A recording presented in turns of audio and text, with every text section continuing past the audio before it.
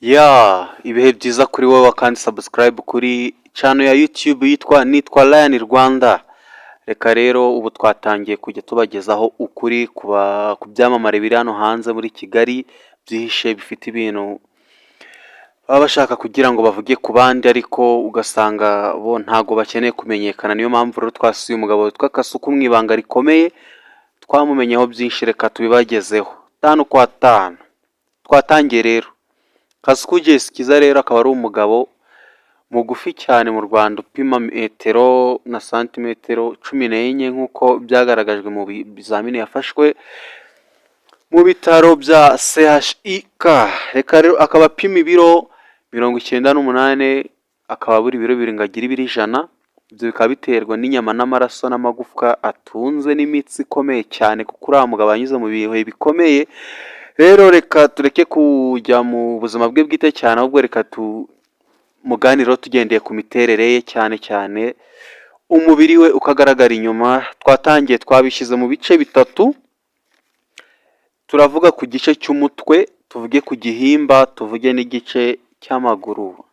Ndakubwiye ngo niba ushaka kumumenya ngwino ni karibu, welcome. Twatangiye rero. Umutwe, umugabo akaba afite umutwe w'umuzenguruko.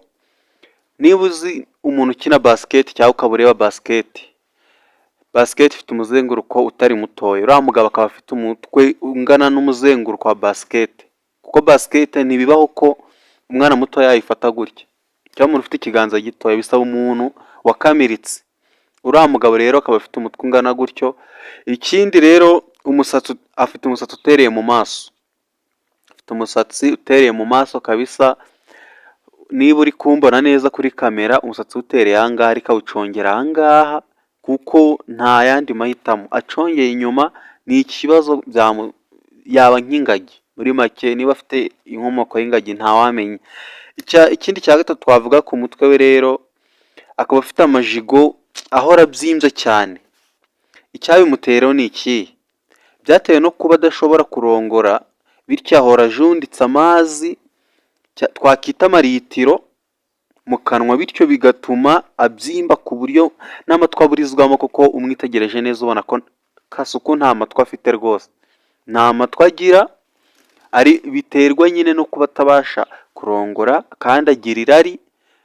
Bitewe rero kuba atabasha kurongora, turaza kugaragaza impamvu. Ese bituruka kuki? Reka tureke kuvuga byinshi ku mutwe, reka, kuko buri wese arawirebera. Nta matwi afite, ahubwo ni amajigo aje imbere cyane bitewe n'amazi ahoramo. Si ubunini, ni amajigo, bikaba bitiza umurindi n'umutwe we kugira ngo ube munini. Ni amajigo nyine, ni umutwe wikaraze nka baro, ni kameze kabisa. Twagiye rero ku gice cya kabiri, aricyo bita igihimba.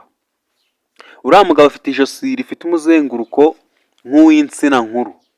Niba uzi insina ukuntu iba ingana nyine gutya, ijosi rye niko ringana. Afite ijosi ridasanzwe mu banyarwanda. Icya kabiri, ku gituza. Afite igituza utahwema kwita amabere. Ni amabere kabisa, kuko amabere apfukirana inda. Akenshi iyo atambaye isutiye agenda arereta cyane, kuko buriya nimba warigeze ubona ifoto ye, turaza kuyishyira muri screen, yambaye ubusa. Buriya afite amabere manini cyane uriya mugabo. Niyo mpamvu bimuforosa kugira ngo yambare isutiye. Uriya mugabo akunda kwambara isutiye. Akenshi iyo yambaye costume, umwitegereje neza ubona ko ntago yadegaje. Kudegaja ishati wapi, ntibishoboka, kuko afite ibanga ry'uko ashyiramo isutiye. Yashyiramo isutiye rero bikamufasha kujijisha, kuba afunga ishati neza nyine, agashyiraho karuvati, bifasha kujijisha ku buryo utapfa kumenya ibyo ari byo. Rero bikaba binamutera kwirinda guhura n'abagore cyane bimutunguye, akirinda no kunywa inzoga mu bantu cyane. Bityo rero, kuko aramutse asinze agahura n'umugore ugasanga amufashe nka video yambaye isutiye, bimutera ikibazo, bityo bigatuma yitwararika.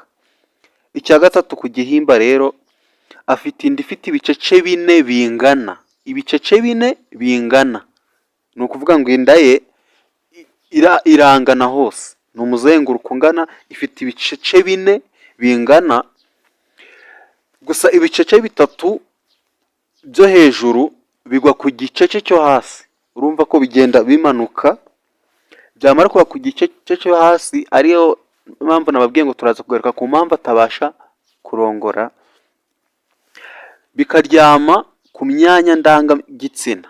Urumva ko tugeze ku mpamvu ituma atabasha kurongora. Ibyo bice biryama uko ari bitatu, biryama ku gice cya kane, bigatuma bibangamira imyanya ndangagitsina ye, bikamanuka bikaremera, bikamubangamira mu kwambara umukandara. Urumva ntago yafunga se, byasaba ko ayifungira ku myanya ndangagitsina kandi ntibishoboka. Bityo rero usanga yambara amarase, cyangwa se nyine bikamusaba kugira ngo yambare amapantaro arenze imwe kugira ngo bibashe kumufata bitamubangamiye, kuko umukandara ntumukwira. Boxer, uriya mugabo kubona boxer imukwiye ni ikibazo, kubera ikibazo cy'amabuno, amatako adafite forume n'ibindi byinshi. Imyenda yagenewe abantu basanzwe, kuko uriya mugabo ntago asanzwe, imyenda yagenewe abantu basanzwe rwose ntago yabasha kuyibona imukwiriye. Bimusaba kugira ngo ahozeho yambara ibintu by'abantu banini, nabyo bikamusaba kugira ngo ashyiremo amarase n'ibindi kugira ngo bibashe kumukwira. Icya kane rero ku kijyanye n'igihimba, tugiye kuvuga ku kibuno. Uyu mugabo Kasuku akaba afite ikibuno gitereye hasi y'umugongo gato, abandi ikibuno kiba giteye neza ukuntu, kiba kimeze nk'ikiringanira n'umugongo hepfo gato, ariko gitereye hasi, ubwo abahanga mwabyumvise, kikaba kizunguriza cyo ubwacyo mu ruhande rw'ibumoso. Ubwo ni ahangaha, kuko ivi ry'iburyo rifite imitego, ni ukuvuga ngo mu miterere ye amanutse, ahera aha gutya, akaza gutya, akaza akagera aha, akagira ikibazo cy'ivi ryagize umutego, bikaba bimubangamira rero kwa kugenda ukuntu, bigatuma ikibuno kigenda kikubitira uruhande rumwe. Ngaho rero niba azajya kukivuza simbizi. Igice cya gatatu twari buvuge, tuvuye ku mutwe, tuvuye ku gihimba, tugeze ku maguru. Sasa Kasuku impamvu adakunda kugaragaza igice cye cy'inyuma, buriya afite amaribori ku mfundiko, kandi ayo maribori akaba yarishushanyije asa umukara bitewe no kwitukuza. Afite amaribori y'umukara ku mfundiko, imfundiko abazizi ni imbwana n'izi ngizi. Ikindi, agatsinsino kegeye inyuma bikabije, niyo mpamvu kumubona yambaye silipa, abantu bazi entertainment muramuzi namwe, ntago aragaragara yambaye silipa, biragoye, kuko iyo atambaye bote, akenshi akunda kwambara bote cyane, kuko iyo ageze hanze akora akazi ko muri busheri, aterura inyama azikura muri firigo, azishyiramo se bitewe n'ibikenewe. Ikindi, iyo avuye muri ibyo yoza abakecuru bashaje, abasaza, bikaba bimufasha mu mibereho ya buri munsi. Rero iyo agarutse mu Rwanda usanga byaramwotamye, bitewe n'isoni no kuba yaramamaye, akaba yifashisha za bote n'izindi nkweto z'abakarani, bimufasha kugira ngo yihishe icyo cyuho bitazabasha kugaragara. Akaba afite amano ahekeranye atanareshya, urabibona intoki zanjye ukuntu zimeze, zituruka ahaziza gutya. We noneho amano agiye aratagaranye, ntareshya, kandi amwe n'amwe agenda ahekeranye. Ikindi, inzara z'amano ziravungagurika, zimeze, nimba uzi ukunda kurya ubugari kugira ngo bubeho, habaho imyumbati ikumishwa, bakajya kuyisya hakavamo ifu y'ubugari. Rero iriya myumbati yumutse bayita imivunde. Ni ukuvuga ngo inzara z'amano zimeze nk'imivunde bitewe no kurya ibintu z'ibivanyanja cyane. Buriya arya isambaza bikabije n'amafi ya tomusoni.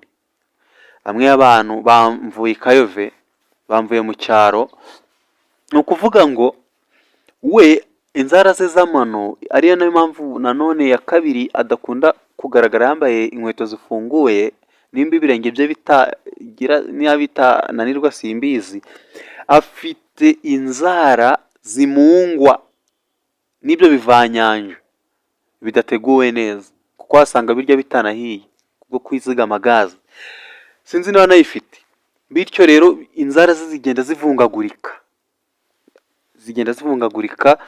ari yo mpamvu nyine kumubona yambaye inkweto zifunguye ngo aruhure ibirenge sinzi aho abikorera. Menya aryama nambaye bote, kuko bitewe n'ako kazi ko koza abakecuru n'abasaza muri busheri gukoramo mu nyama, byaramwokamye guhora yambaye bote, kuko ntabwo wakoramo wambaye inkweto zifunguye, ntabwo bakwemerera. Guhora yambaye bote byaramwokamye. Niyo mpamvu rero niba muzi iyi video yimugezeho, turaza kuyishyira kuri channel yanyu yitwa Nitwa Ryan kuri YouTube, Nitwa Ryan Rwanda.